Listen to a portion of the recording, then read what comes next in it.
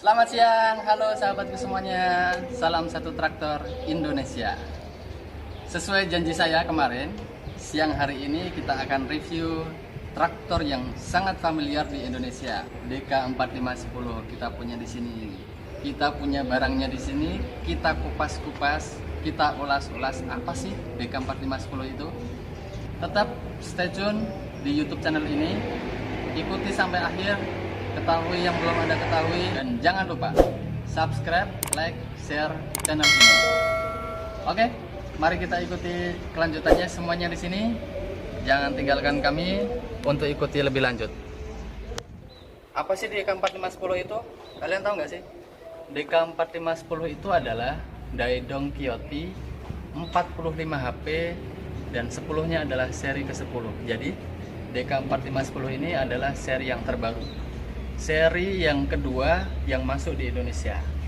Seri yang kedua ini lebih mutakhir, sudah disempurnakan dari yang sebelumnya, yaitu tangkinya di atas, kemudian akinya di depan. Pengen tahu lebih lanjut? Ikutin sini. Untuk bagian-bagiannya tidak ada yang berbeda dengan seri yang sebelumnya, karena semuanya sama. Tetapi di sini jauh lebih enak untuk setir kemudinya. Di sini kita punya setir kemudi yang dapat di setel untuk kelonggaran kemudi sesuai dengan keinginan kita. Jadi misalnya kita mempunyai kaki yang panjang, kaki yang misalnya tinggi orangnya, dia akan bisa di setel sesuai dengan setir kita agar posisinya nyaman. Di sini tampilan untuk layar monitornya sangat modern, tampilannya cukup mewah, dan kita di sini bisa melihat untuk indikator-indikatornya semua, mulai dari indikator bahan bakar, mulai indikator kemudian berapa RPM yang gas kita injak, kemudian indikator untuk panas mesin. Di sini ada indikator untuk hour meter. Ini berfungsi untuk mengontrol berapa lama unit ini sudah hidup. Jadi kita mengontrol servisnya dari HM ini. Di sini ada indikator untuk oli mesin, oli engine, aki, kemudian parking brake.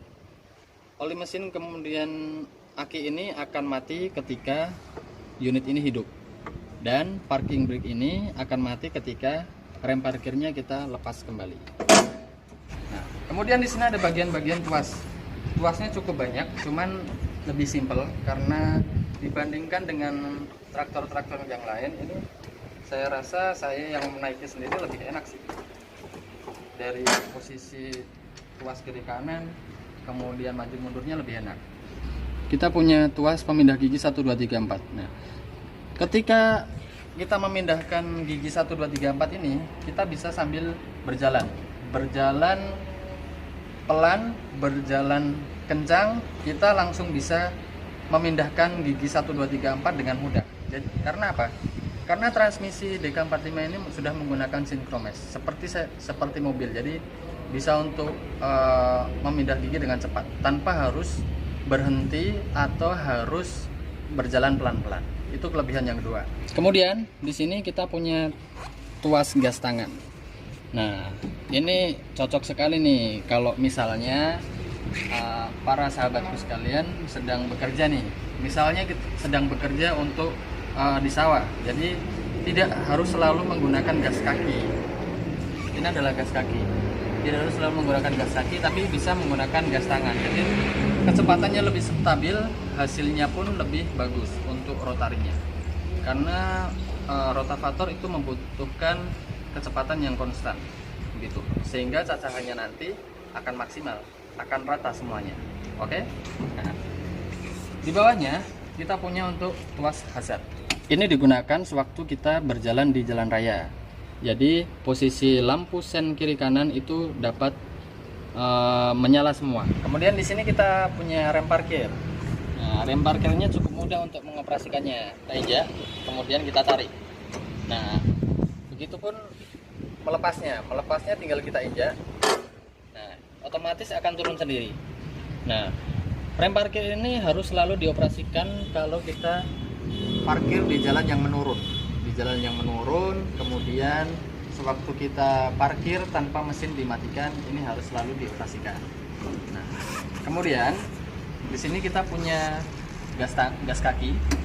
Gas kakinya cukup enak karena tidak terlalu keras, cukup enak untuk pengoperasiannya. Nah, di sini kita mempunyai tuas untuk SCV, untuk menghidupkan SCV. Nah, ini posisi netral. Posisi netral ini berarti SCV-nya tidak bekerja atau valve-nya tidak membuka. Nah, sewaktu kita majukan atau mundurkan, ini berarti kita sudah membuka untuk tuas SCV-nya, sehingga posisi oli hidrolik untuk implemen di belakang itu siap untuk dioperasikan. Nah, ini fungsinya pada saat apa? Fungsinya ketika kita memasang atau menggunakan implemen yang membutuhkan penggeraknya itu oli hidrolik. Misalnya big hole loader, front loader, scissor lift, dan semuanya yang membutuhkan penggerak oli. Kemudian kita di sini mempunyai tuas untuk menggerakkan 3-point hitch.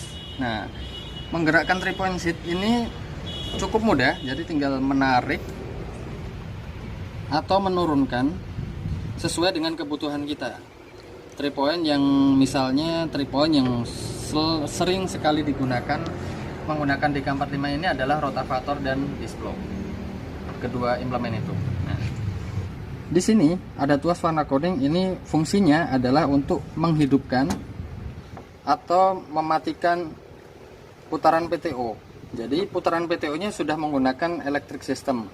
Kita tinggal tekan, kemudian putar ke kanan. Nah, ini untuk menghidupkan. Kemudian untuk mematikan tinggal kita tekan, balik sendiri. Itu sudah posisi mati. Oke, setelah bagian kanan kita sudah selesai, kita lanjut bagian sebelah kiri. Di bagian kiri kita hanya mempunyai dua tuas. Tuas yang pertama adalah untuk tuas kecepatan high, low, dan netral. Nah, perbedaannya high, low, dan netral ini adalah tingkat kecepatan traktor ini berjalan.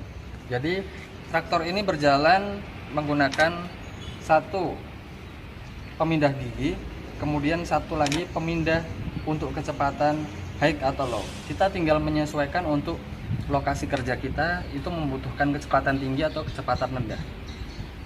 Kemudian di sini ada tuas untuk memilih putaran PTO di posisi 540 atau di posisi 750. Memindahkannya pun cukup mudah, tinggal kita majukan atau kita mundurkan sesuai keinginan kita. Di bagian depan kita mempunyai tuas untuk memindahkan tuas mundur atau maju. Dan yang tidak ketinggalan di sini adalah kopling. Kopling ini digunakan waktu kita akan menghidupkan mesin atau kita akan memindahkan gigi sesuai dengan kebutuhan kita. Di bagian bawah jok kita mempunyai satu untuk menghidupkan 4WD. Menghidupkan 4WD caranya cukup mudah, tinggal kita majukan posisi maju. Nah, ini sudah posisi hidup. Jadi keempat rodanya bisa bergerak, dan untuk mematikan ini posisi mati. Lanjut. Di bagian bawah kita mempunyai namanya tuas untuk knob drop. Fungsinya adalah mengunci.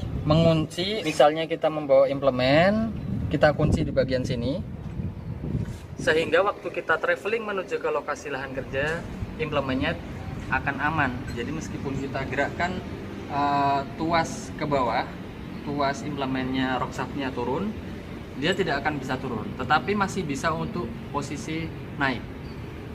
Oke.